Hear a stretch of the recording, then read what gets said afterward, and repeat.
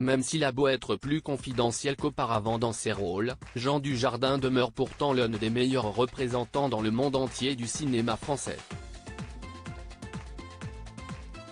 Propulsé au rang de star internationale après sa prestation dans The Artist en 2011 qui lui a valu un Oscar du meilleur acteur, véritable Graal pour tout comédien, celui que l'on a connu en France grâce à la série télé-comique Un gars, une fille au début des années 2000 choisit minutieusement chacun des rôles qu'il décide de camper.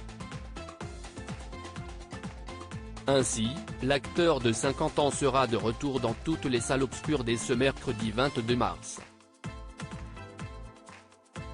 On pourra le retrouver à l'affiche du film Sur les chemins noirs, réalisé par le cinéaste Denis Imbert. Ce long métrage est tout simplement l'adaptation d'un récit du fameux Sylvain Tesson.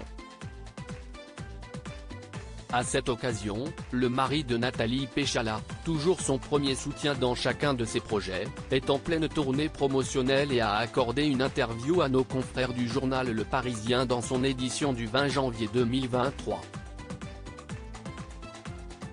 Il y a un truc que je déteste, si est-il la vendetta. Il y revient notamment sur sa carrière, le succès qui lui est tombé dessus grâce à des rôles inoubliables.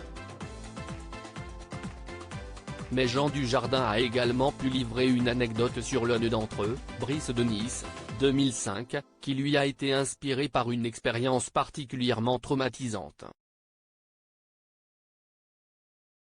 Il y a un truc que je déteste, si est-il la vendetta, la meute sur l'individu, débute le comédien, avant d'élaborer son propos.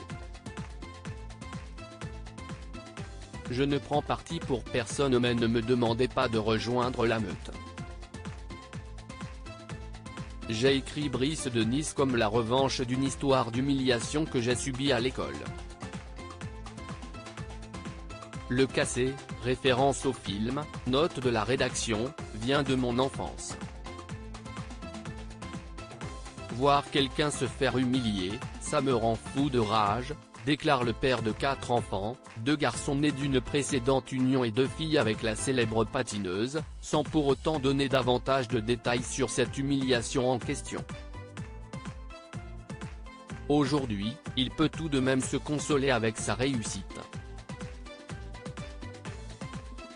Brice de Nice ou bien les 2 premiers volets d'Os 117 sont des films qui comptent parmi les plus cultes de la comédie française, et il a également brillé dans des registres bien différents, que ce soit en France, Novembre, Le Dain, J'accuse, La French, ou à l'international, Le Loup de Wall Street, Monument Men.